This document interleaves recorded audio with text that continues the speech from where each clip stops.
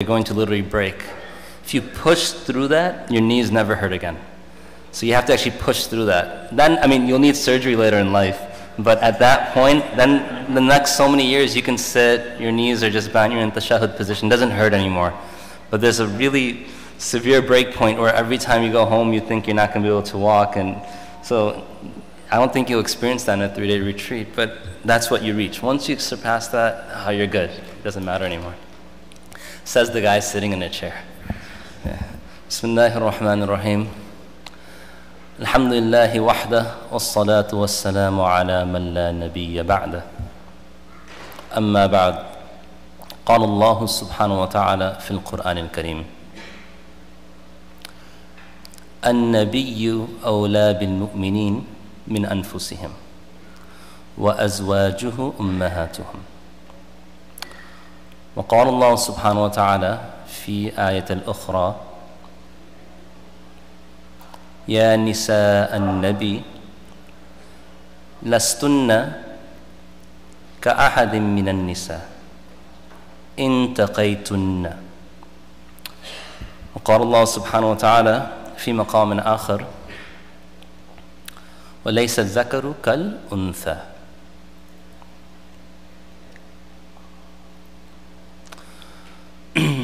قال رسول الله صلى الله عليه وسلم خيركم خيركم لأهله وأنا خيركم لأهلي. صدق الله العظيم وصدق رسوله النبي الكريم ونحن على ذلك من الشاهدين ومن الشاكرين. الحمد لله رب العالمين. اللهم صل وسلم وبارك على سيدنا وحبيبنا محمد صلى الله عليه وسلم وعلى آله وصحبه أجمعين.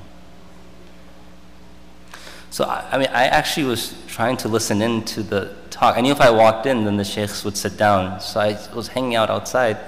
It's not a problem for them to continue these limitations that we put through schedules. Someone's come from, you guys see me all the time. My parents live down the street. I'm not, only a couple of hour and a half away. I'm here all the time. So in the future, as the crowd, you should say, let them sit, let them continue. It's not a problem. I don't feel hurt. I get to come in the gatherings where the angels are taking your names, our names to Allah, and our sins are being forgiven. I mean, it's a win-win. I don't have to speak and my sins are forgiven. This is perfect. So you guys, next time you should say, no, they're here from a distance. They've traveled all this way. I'm going to keep this short. That way you can, inshallah, have the opportunity to go eat.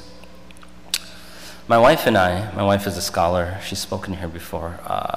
My wife and I, we were having a very interesting discussion. So I'm going to apologize in advance. One, I'm tired. We had our own retreat, Sacred Learning Retreat this weekend, where the students came in from across the country and we gave them their final exams and we graded them and we had our presentations and everything.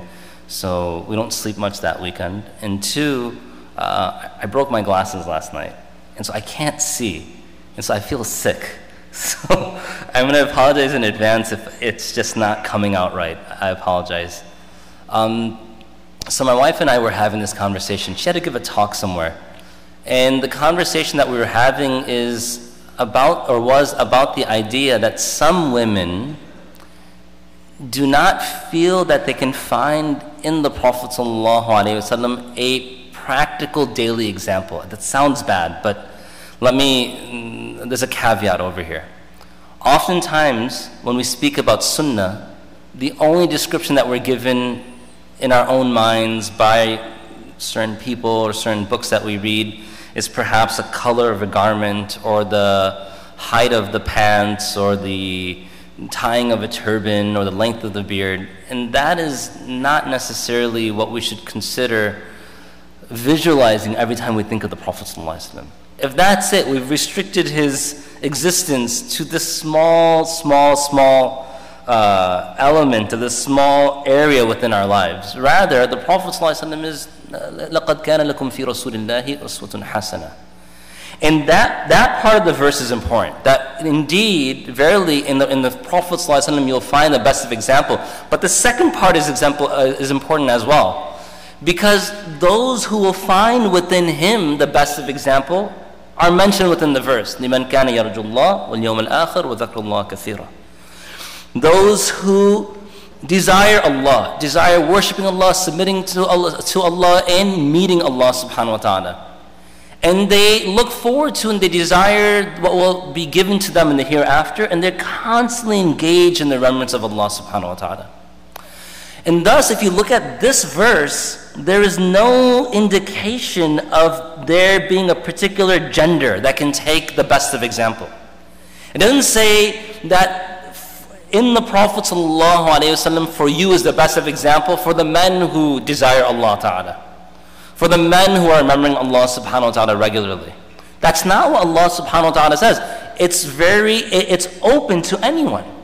It's open to anyone. And we know in the time of the Prophet ﷺ that animals took benefit from him. Ya'fur, which was the donkey of the Prophet ﷺ, took great benefit from the Prophet ﷺ. The tree that we know, mutawatir hadith, that wept or that moaned upon the departure of the Prophet ﷺ from its direct side when he used to give khutbah, benefited. Because the choice was presented and the tree then accepted the choice to be a tree in paradise. So there's a direct benefit here. So it's not only for humans. It's not only for humans, this benefit, and it's not only for men.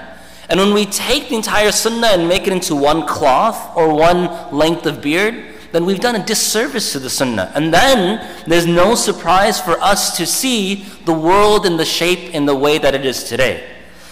I was coming home. Where was I coming home? I was coming from Darul Islam. I think I gave a talk here. And I was coming home, and when I was coming home, it was snowing. The last two talks here I gave, it was snowing. It was snowing, and it was very cold. And so when I arrived home, it was around 11 o'clock or 11:30. It was late. And when I got back to Milwaukee, I couldn't pull into the driveway because the snow had fallen and it had frozen over. And so I told my wife to wait in the car, and the kids were asleep, and I sort of trudged into the garage, and I pulled out the shovel, and I began to shovel, and I'm dripping sweat, and I'm having an asthma attack, and I'm just working at it. I finally create enough space, and my eldest son then came out and eventually helped me create enough space the car can pull in. We go inside, the babies are crying, we get everyone settled in, and we hear this motor running. And so my wife says, "Do you hear that?" I said, "I hear that." So I go outside, and I know my neighbors, I know Matt, I know Martina, I know my neighbors. But this was someone who lived down the street, far enough away that I don't know this individual. I've never met this individual, I've never seen this individual. And apparently what happened, so I came out and I didn't want to startle him, so I just sort of stood at a distance until he turned and saw me. And then I came and I just put my hand around him, I said, "Thank you." And he said, no problem. And then he said, "I could not sleep at night knowing that my neighbor was in need and I couldn't help him." SubhanAllah, is a non-Muslim speaking. May Allah grant him deen. So he continued, and he was in his upper 60s. And he used his snowblower to take care of the entire driveway. And before he left, I said, "Can you tell me your name?" Mike is his name. "Can you tell me your name? Because I want to pray for you tonight." And he said, he told me his name. And then I said, "May God bless you." And he turned to me and said, "He already has." And so it was so profound, and it was such a sunnah interaction. All of the elements, all of the principles, everything that we see within hadith was within that interaction, and it was from his end, and he wasn't a Muslim. May Allah guide him. So the idea is that sometimes we assume that deen can only benefit, or sunnah can only benefit one type of individual. It's not true. It can benefit the believers and the non-believers, and the non-believers have historically benefited from Islam and the Prophet ﷺ. In the time of the Prophet ﷺ, non-believers benefited from him.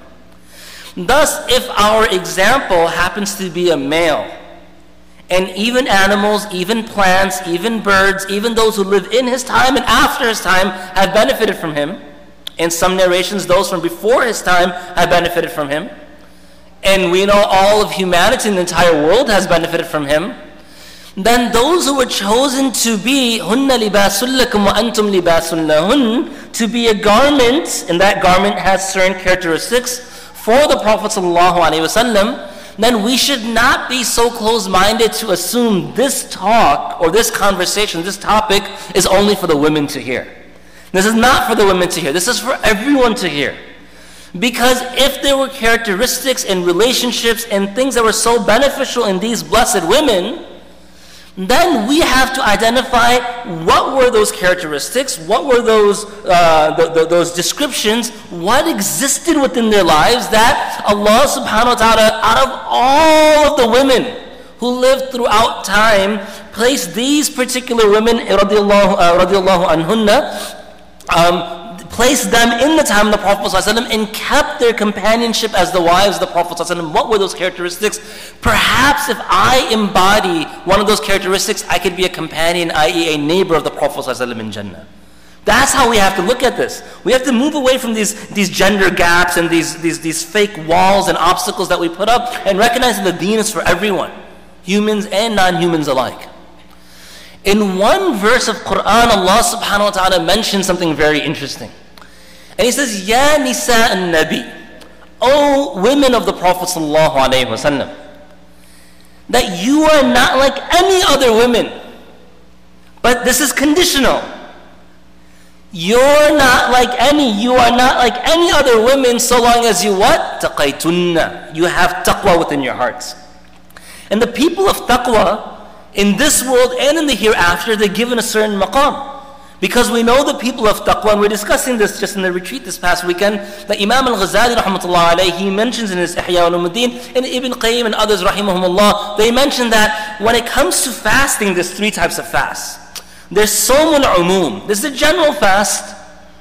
And if you look at the tafsir of Jalalain, in the sharh of the verse, ذَلِكَ الْكِتَابِ لَا رَيْبَ فِيهِ هُدًى لِلْمُتَّقِينَ, he mentions three types of taqwa. He says the lowest level, and this is important for us as we get into their lives, the lowest level of taqwa is an individual ijtinabun nawahi. The person sees that which is prohibited and refrains from it. In Sawm al-Umum, the lowest level of fasting is what? That level in which a person abstains from three things: food, drink, and marital relationships in the hours between dawn and sunset. Now Allah Ta'ala mentions, كُتِبَ عَلَيْكُمُ الصِّيَامُ كَمَا كُتِبَ عَلَى الَّذِينَ مِنْ قَبْلِكُمْ لَعَلَّكُمْ تَتَّقُونَ. So taqwa is the goal. So by fasting, you attain some level. It could be the lowest level because we refrain from that which Allah Ta'ala commands us to, has commanded us to refrain from that which He has commanded us to refrain. As an English teacher, I shouldn't end with the preposition, although it's permissible. Jaiz and the ba'd al-ulama yajuz, right? It is. It's some of the scholars of English say you can end with a preposition, and that's just archaic, that previous language. I'll sit like you. Then the next level, Sawm al-Khusus, the fast of those who are particular, those who are special. And this is when an individual utilizes the limbs to refrain from that which Allah hates, and to do with the limbs that which Allah subhanahu wa ta'ala loves. And according to the tafsir of Hudal al-Muttaqeen, the Muttaqeen are those individuals that you have ijtinab al-nawahi, you have imtithal al-awamir. Follow that which Allah commands us to do. And so that's the second level of taqwa, and that's the second level of fast as well. And the highest level of taqwa, the highest level of fasting, Sawm al-Khusus al-Khusus, is refraining from everything, removing from the heart everything other than Allah subhanahu wa ta'ala.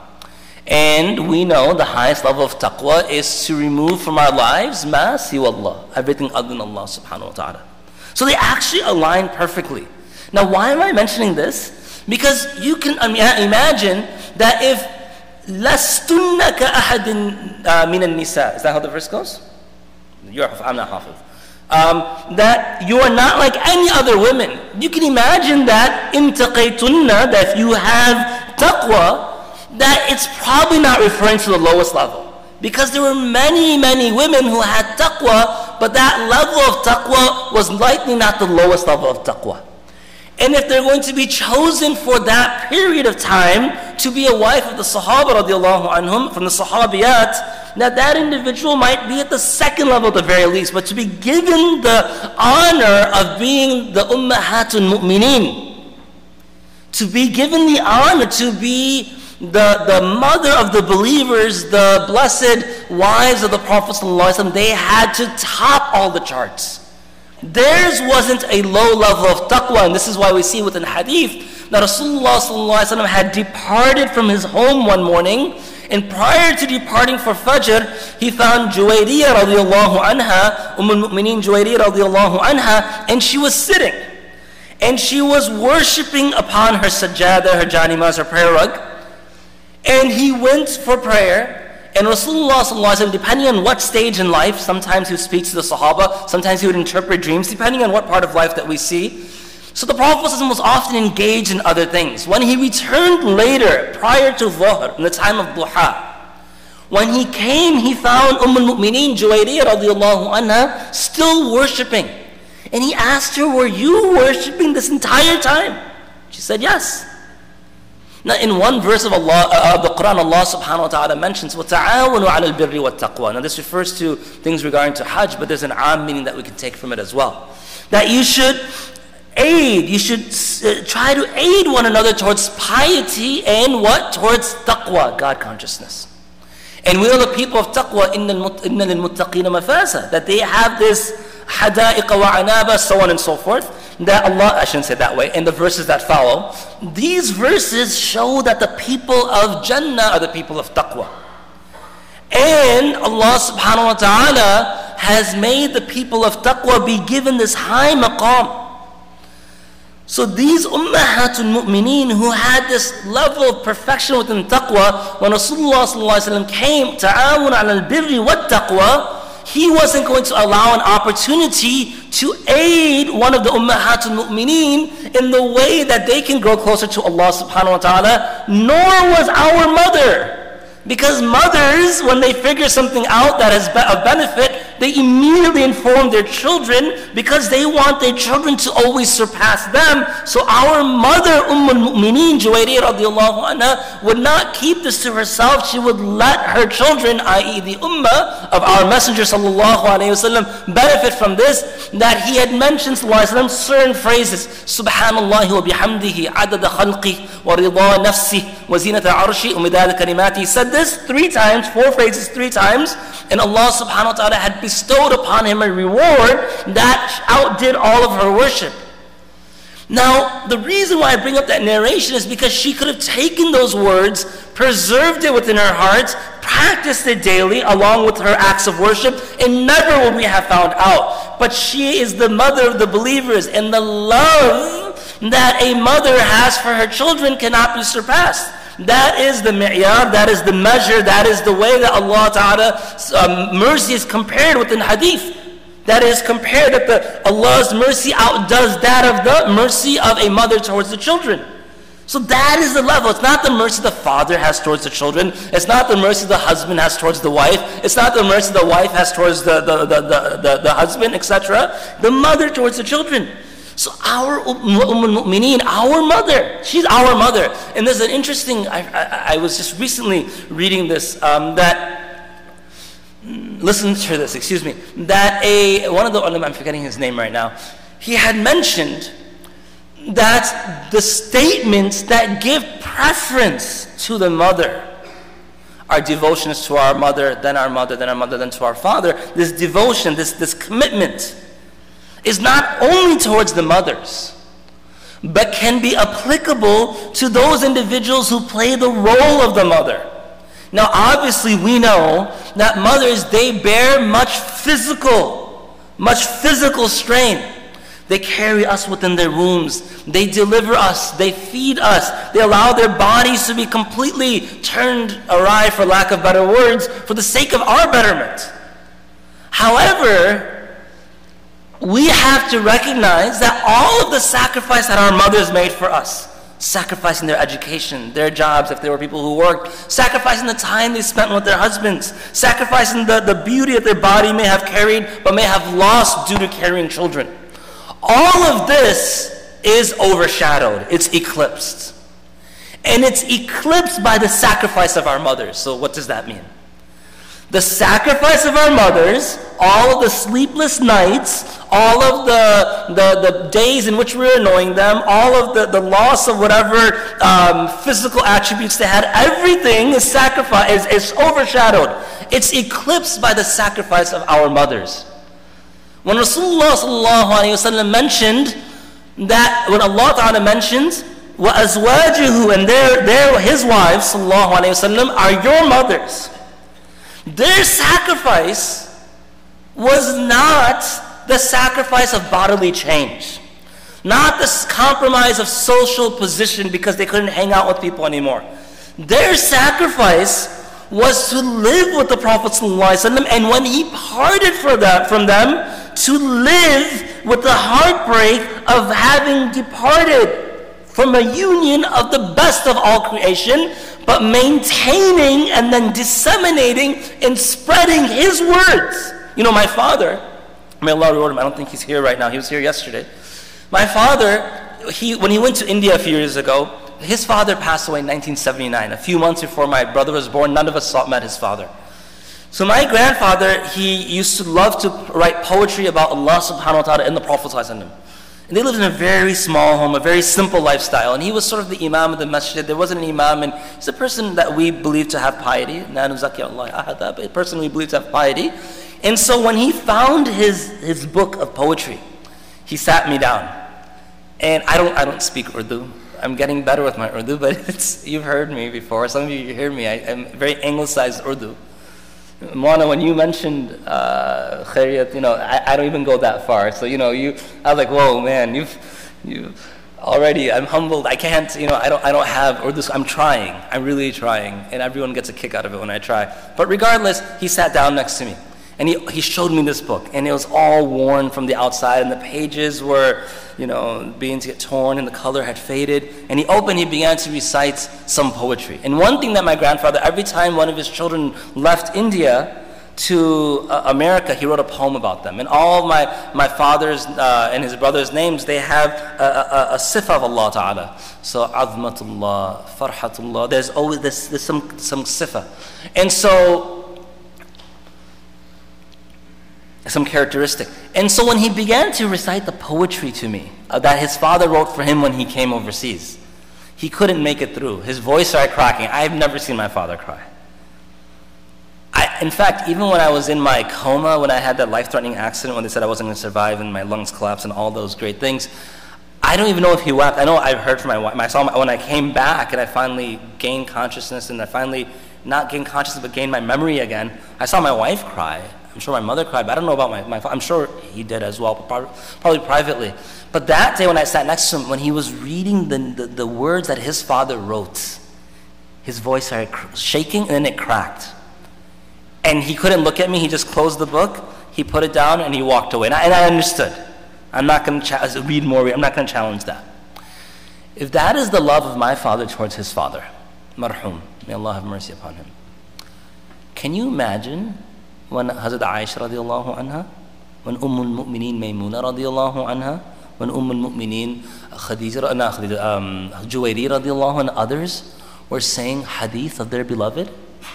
That if my father is reading poetry of his father and his heart begins to break and his voice begins to crack and the tears begin to well up, and to maintain that Indo-Pak, nature of not showing emotions, he walks away. Can you imagine when al-Mu'mineen Aisha radiallahu is narrating and she's visualizing that life that she lived with the best of all creation? What was the pain? I contest today that the pain that they went through at that moment even outdid the pains that our mothers experienced when they delivered us. Because they parted from us to keep us. But the Ummahatul Mu'mineen parted from the Prophet ﷺ forever in this world. So when we say the Ummul Mu'mineen, we have to recognize that they are our mothers. They carried deen and they disseminated it, and when they did so, that was in such a way that they had to be reminded of the beautiful man they were blessed to have in their lives, sallallahu alaihi wasallam, and imparting that deen must have caused such heartache. But still at that moment, for the betterment of their children, like that mother, when the child urinates on the bed, and will put the child on the clean part of the bed and will sleep upon the urine of the bed, so the child doesn't get cold at night. Like that mother who herself will not eat, but will feed the child. Like that mother who herself will be sick, but will tend to the sick child and will sacrifice her own sleep. Now, that parting or imparting, 5 minutes? Okay, I just got started. That's cool with me though. Because whatever I'm supposed to say is written, and whatever I'm not supposed to say wasn't written, so we're cool, it's no problem. That sacrifice that they made, they could have just sat at home and just thought back to the moments that they spent with their beloved, and no one could have blamed them. Ya Nisa an-Nabi. What an honor. This is, idafa, this possession here. Oh, women of the Prophet ﷺ. This is an honor. Allah subhanahu wa ta'ala has given them this status. Now, from the various relationships that we see with the Prophet ﷺ, so 5 minutes, I'll try to keep this within 5 minutes. We see, هُنَّ لِبَاسٌ لَكُمْ وَأَنْتُمْ لِبَاسٌ لَهُنْ. The way that they acted as a garment and they beautified the Prophet. They beautified the Prophet ﷺ. Because look, Allah Ta'ala mentioned in the Quran, يَا بَنِي آدَمْ قَدْ أَنزَلْنَا عَلَيْكُمْ لِبَاسًا يُوَارِي سَوْآتِكُمْ وَرِيشًا. Good. These are the two purposes of clothing. So when we're mentioned as garments, we have to make sure that we're hiding the nakedness, the faults, the mistakes of our spouse, and we're beautifying them. The Prophet ﷺ does not have faults, ma'asum, and he's the greatest of all creation. So their role was to beautify him. So how did they beautify him? If we look, when Rasulullah ﷺ used to travel, he did not take all of the Ummahatul Mu'mineen with him. He would have them draw lots, and the name that was selected and chosen, was the name of that individual who was going to be blessed to go with him. And you can imagine that how anxious they were. I hope my name pops up. I hope my name pops up. I hope my name pops up. So on one trip that I end up knowing to be Hudaybiyah, it's described by that place in which they eventually arrive, Rasulullah sallallahu alayhi wasallam had al-Mu'mineen Salama radiallahu anha accompany him. This is based upon drawing lots. So Allah willed this to happen. Rasulullah sallallahu alayhi wasallam is met by a group of different representatives of the people of Quraysh. Until Allah subhanahu wa ta'ala makes his affair easy for him by sending Suhail bin Amr, who later becomes Muslim. Suhail bin Amr radiallahu anhu, who is not yet Muslim, begins to bargain. He begins to establish a treaty with the Prophet sallallahu alayhi wasallam, and it's completely unfair. Anyone who leaves Makkatul Mukarramah to go to Madinatul Munawwara to gain Darul Islam within their lives has to be sent back. And anyone who leaves Makkatul Mukarramah to go to Madinatul Munawwara has no option. They are going to be kept and they will not be sent back to the Prophet ﷺ. The Umrah will be delayed to the next year, and there will be no fighting for 10 years. And not only is this established, that returning whoever escapes from us to you, at that moment, Abu Jandal radiallahu anhu, who is the son of Suhail bin Amr, who still has signs of his shackles, and he is escaping the torture of his father in the Quraysh, and he comes to the Prophet ﷺ begging him to take him and save him from all that torture, comes. He's made to be returned to preserve that treaty.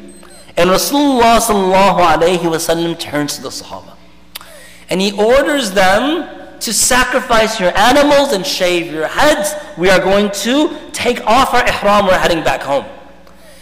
And as contrary to the habit of the Sahaba, that Rasulullah sallallahu alayhi wa sallam would barely have to finish uttering a statement. Forget that, would barely finish his thoughts, and they would run to complete it. In this particular incident, they all froze. Not one of them moved. And when not one of them moved, our messenger, who is a mercy for all the worlds, did not repeat this, lest ignoring repeatedly the command of the Prophet ﷺ would lead to our destruction. He walks back in his tent. And Salama radiallahu anha sees the anguish upon his face, and she asks him what has happened. So he is very upset. He says they're going to destroy themselves like the previous communities. They're not listening to their Prophet. So this is taqwa, because taqwa gives clarity of the heart. When there's basira and basara, there's the eyes and the heart. When the heart can see, it looks beyond what the eyes see. And of course, the Prophet ﷺ can be given wisdoms beyond any of our wisdom, but at this moment, Allah Ta'ala had that become established from the tongue of the al-Mu'mineen, Salama radiallahu anha. O Messenger of Allah, they're not disobeying you. It is a state in which they're in. Because they were looking so forward after 5+ years to come back and do tawaf of the Kaaba, 6+ years to do tawaf of the Kaaba. Many of them have not seen it for so long. that they at this moment are not thinking straight. So you yourself, don't use your speech, say nothing. Go out, shave your head and sacrifice your animal, and you turn back and get out of ihram. And he, because this is the relationship of a husband and wife the way it should be, accepts the very concerned yet loving advice of his wonderful wife, al-Mu'mineen, Salama radiallahu anha. And what does he do?